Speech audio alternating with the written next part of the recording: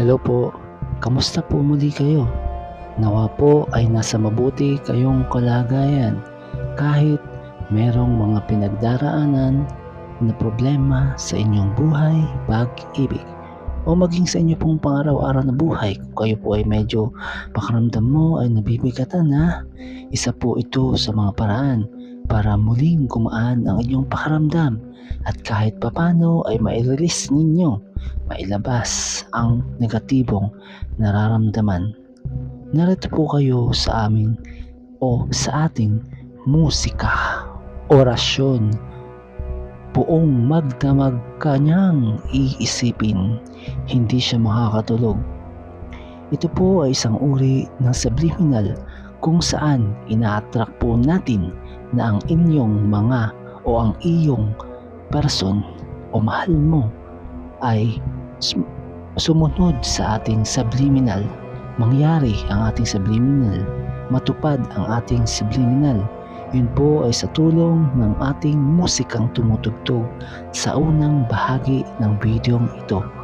Opo, sa unang bahagi ng videong ito ay may musika na tumutugtog. Doon po kayo hihiling at sasabihin mo po ang inyong gustong mangyari. Pagkatapos nun, manalangin ng taimtim sa makapangyarihang nasa itaas at ang paniniwala na ina-attract natin ito sa pamamagitan ng law of attraction ng universe. At sa huling bahagi po ng video ito, meron po tayong tatlong baraha, tarot cards na pipiliin na siyang tutulong din para makamit natin, ma-attract natin ang ating subliminal intention sa videong ito na buong magdamag siya na hindi makakatulog sa kaiisip sa'yo. Kaya po natin ginagawa yung subliminal na yun para maalala niya, bumalik sa isip niya at maramdaman ng puso niya ang inyong mga alaala, ang inyong dating ginagawa na ngayon ay medyo lumalabo na o meron kayong konting problema. Depende po sa inyong sitwasyon na nangyayari sa inyo. Pero in general po, makakatulong po itong subliminal music natin o musika orasyon na ma-attract muli ang positibong enerhiya at magkaayos kayo. Disclaimer lamang po, ang video pong ito ay para sa mga taong gustong matuto ng ganitong pamamaraan at naniniwala sa ganitong pamamaraan. At dagdag ko lamang po, ito po ay napakabisa kung kayo po ay naniniwala ng buong buo. Hindi po kayo nagdududa o hindi po kayo nagsasabi na ay hindi naman yan, wala naman yan. Tandaan po natin na ang pagiging mabuting tao at ang pag-attract natin ng mabuting enerhiya ay napakabisa, dagdagan pa ng panalangin sa itaas.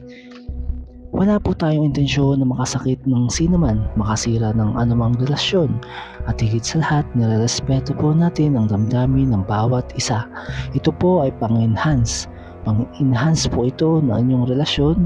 Kung merong sigalot o problema sa inyong relasyon o may person ka na gustong makuha, mabisa po itong gamitin pero sa mabuting paraan lamang po, huwag po sa kasasama ng iba. At para po maging mas epektibo pa, patugtugin niyo po ito ng paulit-ulit kasama ng inyong panalangin.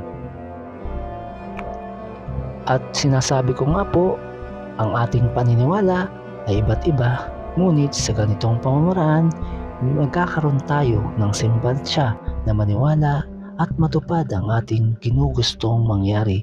Basta kailangan lamang po ang paniniwala, pananalangin at gawa. Yung gawa po, kailangan mo pong patugtugin ito ng paulit-ulit, humiling ng paulit-ulit, ganun po. At ngayon po ay pipili tayo ng tatlong tarot card kung saan ito po ay tutulong para makamit natin mangyari yung ating musika, orasyon na buong magdamag siyang hindi makakatulog sa kaiisip sa'yo. Tatlo po yung tarot card na ating pipiliin. At sa mga hindi pa po nakasubscribe, mag-subscribe na po kayo para mas lumaki pa ang ating channel at makarating pa sa mas maraming viewers na makatutulong sa kanila. Pipili na po tayo ng 3 tarot cards.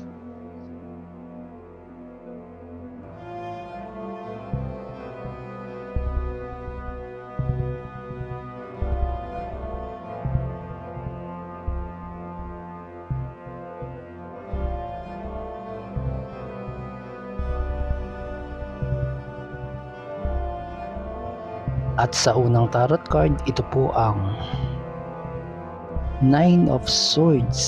Ang meaning po niyan ay pagkadismaya. Opo, pagkadismaya ang meaning po. Ang pangalawa nating tarot card, ang The Hierophant. Ang ibig sabihin po niyan ay pagkakaayos o pag-fix ng something else. At sa pangatlong tarot card, ito naman po ang Six of Cups. Ang ibig sabihin po niyan ay pag-vanish ng past, o maaari yung past ay masama o kaya ay kailangan ng kalimutan. Yan po yun. Kung i-apply po natin ito sa ating musika o relasyon na gusto natin hindi makatulog siya sa kaiisip sa iyo, nang sa gayon bumalik sa alaala niya, mapagtanto niya, maisip niya na magkaayos na kayo at maalala niya yung inyong mabubuting nakaraan, mga sweet moments ninyo. Bumalik ang kanyang pagmamahal sa iyo. Yun po ang sinasabi ng mga cards. Sa unang card, sinasabi po na madidismaya. Opo, madidismayado ka sa kanya dahil meron nga po kayong problema eh. At sa pangalawa, magkakaroon ng pagkakaayos o fixing. Yun nga po, yung ina-attract natin na iisipin ka na niya palagi, hindi siya makakatulog. At ang pangatlo na card, malilimutan na niya o magbabanish na yung mga past na hindi maganda na maaaring inyong pagtatalo o kung ano man ang reason na yun. In general, ina-attract po natin na isipin kanya magdamag, hindi siya makatulog. Nang sa gayon, ma-remember niya, mag-reminisce sa kanya ang nakaraan, ang mga dating sweet moments ninyo. At nang sa gayon, magkakaayos na kayo. I-claim po natin yon, sabihin po natin, I claim it, I claim it. Ganito po, manalangin kayo, sabihin mo yung inyong problema, at sa huli, sabihin mo po, I claim it. I claim it. Babalik na siya sa dati sa akin. Ganun po ang iyong sabihin. At yun lamang po. Maraming salamat po sa walang sawang pagsuporta.